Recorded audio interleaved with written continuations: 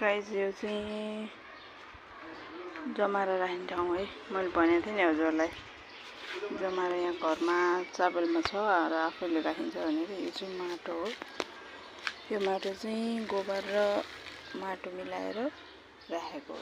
3 महिना भयो। अनि त्यसपछि हामीले चाहिँ जमाराको लागि यस्तो माथि छतमा हैन यति यसरी यो जस्तो हालेर यसरी गरेर बारेको छ ताकि यसमा चाहिँ घाम नपरोस् भनेर। किनकि घाम परेको जमारा लाग्दैन। अनि यो चाहिँ हेर्नु होला हाम्रो जमारा।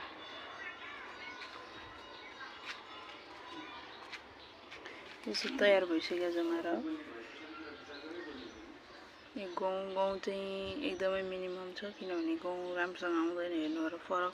यो जौ भयो। यो चाहिँ गहुँ चाहिँ एकदम रेयरली उम्रिन्छ। यो गाह्रो छ जौ के अरे गहुँ उमार्नलाई चाहिँ। यो गहुँ भयो। यो जौ कति फरक सेम एकै दिनमा राखेको हेर्नु न यस्तो फरक हुन्छ।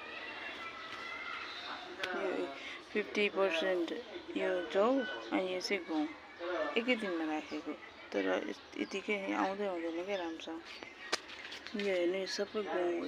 एउटा दुईटा यसरी उम्रिन्छ। जौ यसरी आउँछ।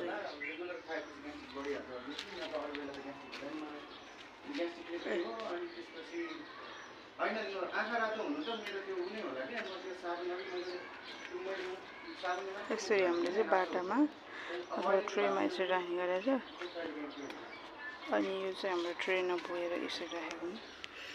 यहाँ पनि माटो चाहिँ यहाँ पनि यो सबै राखेको